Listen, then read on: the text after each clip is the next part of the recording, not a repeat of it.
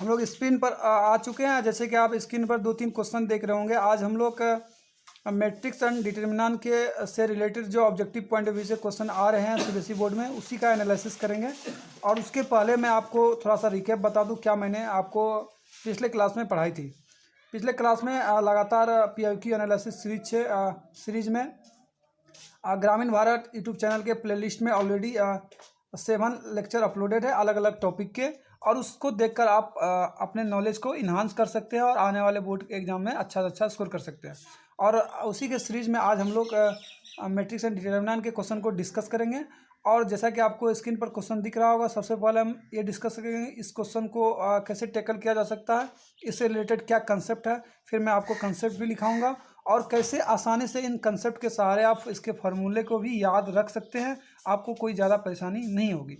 सिर्फ अगर इस का वीडियो का ज़्यादा से ज़्यादा फ़ायदा आपको तभी होगा जब इस वीडियो को आप शुरुआत से अंत तक देखेंगे और एक एक कंसेप्ट को आप रिकॉल करने की कोशिश करेंगे। चलिए बिना देरी किए हुए इसको शुरुआत करते हैं और एक एक चीज़ों को समझने का प्रयास करते हैं। जैसा कि आप स्क्रीन पर क्वेश्चन को देख रहे होंगे, मैं सबसे पहले क्वेश्चन को आपको रीड करके बताता हूँ, फिर आपको समझाने का प्रयास करता हूँ कौन सा कंसेप्ट कैसे आया। जैसा कि आप यहाँ पर क्वेश्चन देख रहे हैं, if A is the square matrix of 3 × 3, इसका ऑर्डर जो है 3 × 3 है, स्क्वायर मैट्रिक्स है। इफ़ मोड ए कहने का मतलब determinant of A is 5, find the determinant of 2a का ट्रांसपोज, इसका वैल्यू आपको निकालना है। और फिर दूसरा क्वेश्चन है, ये 3 × 3 का ही मैट्रिक्स है। If determinant of A is -2, find the value of a into adjuvant a, इसका मोड का वैल्यू आपको निकालना है। इफ़ ए स्क्वायर इज 3 है, ये दिया हुआ है, आपको फाइंड करना है a का मोड क्या होगा। तो ये ऑलरेडी आपके सीबीएसई एग्जामिनेशन बोर्ड में कई बार पूछे गए हैं। 2020 में पूछे गए, उससे पहले भी 2020 में भी पूछा गया, उसके पहले 19 में पूछा गया। और अगर आप इस कंसेप्ट को सीख लेते हैं, आप अपना एक number objective point of view से फिक्स कर लेते हैं। चलिए सबसे पहले मैं आपको यहाँ कॉन्सेप्ट बताने वाला हूँ। उस कॉन्सेप्ट के बाद मैं यहाँ पर कुछ फार्मूला को लिस्टिंग करूँगा और उस फार्मूला को कैसे आप आसानी से याद कर सकते हैं वो भी मैं बताऊँगा। और फिर उसके आगे आप खुद ब खुद सॉल्यूशन कर लेंगे, या मैं सॉल्यूशन करके भी आपको दिखाऊँगा। जैसे भी कोई भी मैट्रिक्स मान लीजिए, एक का कोई भी मैट्रिक्स 3 × 3 ऑर्डर का मैट्रिक्स है। ये कोई 3 ऑर्डर 3 का अगर मैट्रिक्स कोई है, जैसे मान लीजिए यहाँ समथिंग होगा, यहाँ 1 2 3, फिर 1 2 3 1 2 3, तो इधर से भी 3, ये 3 ऑर्डर 3 का हो, क्योंकि 1 2 3 फिर 1 2 3, ये 3 ऑर्डर 3 का मैट्रिक्स है। अगर मान लीजिए इसमें हाँ 2 से अगर हम मल्टीप्लाई करते हैं, अगर 2 से इसमें मल्टीप्लाई करते हैं तो ऐसा होगा। अगर इसमें भी इससे 2 हमको कॉमन निकालना है, अगर 2 से पहले मैंने मल्टीप्लाई की, इसमें भी करना पड़ेगा, इसमें भी करना पड़ेगा, इसमें भी करना पड़ेगा, सब रॉ में मैंने कर दिया। अगर इससे हमको 2 निकालना है, तो कहने का मतलब अगर 1 2 हमें निकालने हैं तो ये तीनों 2 को हमको निकालना पड़ेगा। कहने का मतलब इससे भी 2 निकलेगा, इससे भी 2 निकलेगा, इससे भी 2 निकलेगा। अल्टीमेटली हम ये कह सकते हैं 2 पर पावर 3 मैंने बाहर किया है। तो जैसे कि यहाँ पर आप ये देख पा रहे हैं, अगर मोड ए में 2 से मल्टीप्लिकेशन और 3 ऑर्डर 3 का है, 2 पर पावर 3 और मोड ए करके ऐसे बाहर निकलेगा। ये चीज़ आपको ज्ञात हो गया। क्यों निकलेगा? क्योंकि अल्टीमेटली जो हम कॉमन ले रहे हैं, प्रत्येक रो से एक 2 कॉमन आ रहा है। इसका मतलब ये है कि हम इस डिटर्मिनेंट से 2 × 2 × 2 इतना बाहर कर रहे हैं। लेकिन ये चीज़ मैट्रिक्सेस में नहीं हुआ करेगी, ये डिटर्मिनेंट में हुआ करेगी।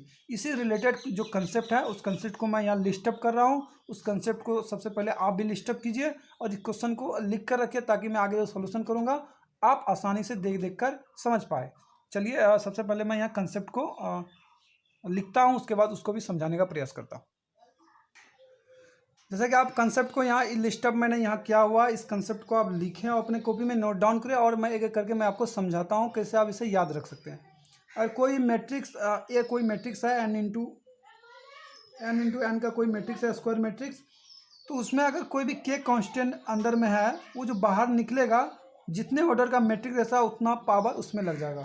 तो k पर पावर n इंटू मोड ए।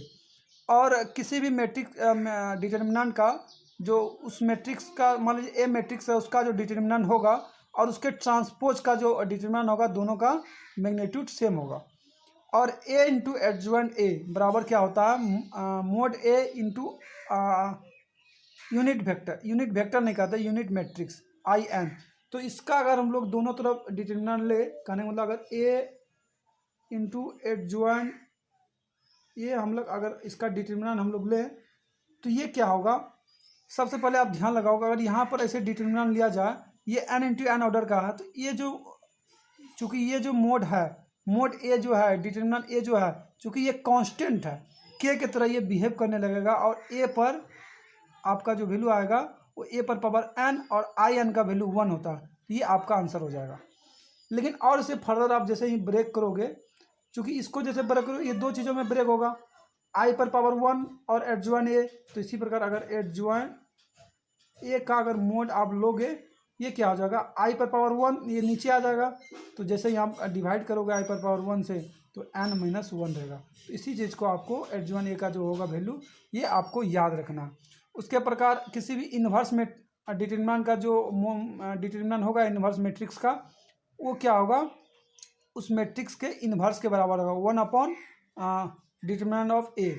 इसी प्रकार एक फार्मूला है एडजॉइन इंटू एडजॉइन ए, इसको आप आसानी से इस लॉजिक से निकाल सकते हो जिस लॉजिक से यहाँ पर है। किसी चीज़ का डिटरमिनेंट के अंदर क्या है, ए पर पावर n माइनस 1 हुआ। इसी प्रकार एडजॉइन के अंदर क्या है, एडजॉइन ए, तो एडजॉइन यहाँ पर मैं ड्राइव कर रहा हूँ इस फार्मूला को, आप लिख लीजिए। तो इस संदर्भ से अगर आप ड्राइव करोगे जो अंदर में है उसका मोड उस पर पावर n माइनस 1, तो आप एडजॉइन ए का पहले वाला मोड आप क्या जान रहे हो, ए पर पावर n माइनस 1, तो आप ए n माइनस 1 करोगे तो n माइनस 1 फिर इसका n माइनस 1 तो होल स्क्वायर हो जाएगा। कहने मतलब इसका जो फॉर्मूला हो जाएगा मोड ए n माइनस 1 का होल स्क्वायर। ये था मेरा कंसेप्ट। इस कंसेप्ट को आप नोट डाउन कीजिए, एक एक करके आपने लिखिए। और ये है कि एडजॉइन इंटू के ए, अगर एडजॉइन के अंदर के है तो के पर पावर n माइनस 1 करके निकलेगा और वो एडजॉइन ए होगा। के इंटू ए, इसका अगर आपको इन्वर्स लेना है तो क्या होगा, ए का इन्वर्स अपन जो यहाँ पर कॉन्स्टेंट होगा वो नीचे में भाग लग जाएगा। इन सारी फार्मूला का अगर आप याद करेंगे तो इस रिलेटेड चीज़ें आपको दिक्कत नहीं होगी। तो कहने का मतलब यह है, मैं यहाँ पर सारे फार्मूला को नोट डाउन कर दिया हूँ और आप इसे ध्यानपूर्वक लिखिए और आगे मैं सॉल्यूशन भी आपको एक एक करके बताता हूँ।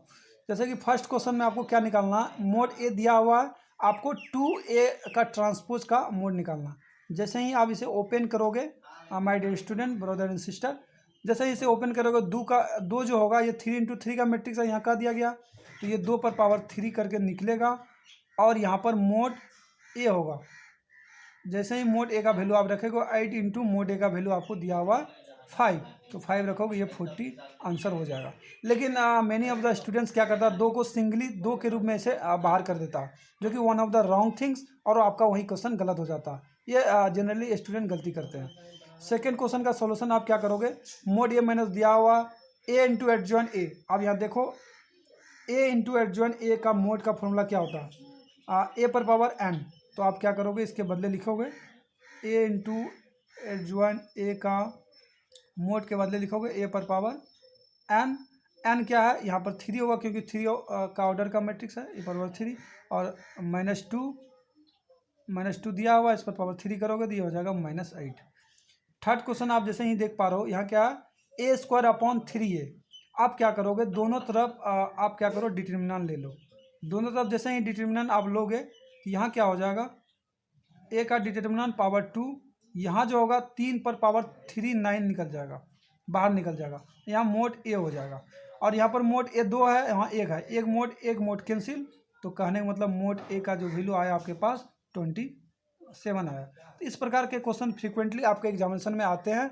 आई थिंक आपको बहुत अच्छे से समझ में आया। अगर आपको समझ में नहीं आया तो आप थोड़ा वीडियो को दोबारा देखें और अपने नॉलेज को इन्हांस करें। और इसके अलावे अगर आपको जिस टॉपिक में समझने में PYQ का एनालिसिस समझने में दिक्कत हो रही है, आप उस टॉपिक को कमेंट में लिखिए और ज़्यादा वोटिंग के अनुसार मैं उस टॉपिक को अगले वीडियो में आपको पहुंचाने का प्रयास करूंगा। ग्रामीण भारत यूट्यूब चैनल से जुड़े रहने के लिए बहुत बहुत धन्यवाद। और आप अगर नए व्यूअर हैं तो इस चैनल को सब्सक्राइब करें और अपने ज़्यादा से ज़्यादा दोस्तों को शेयर कीजिए। Thank you very much.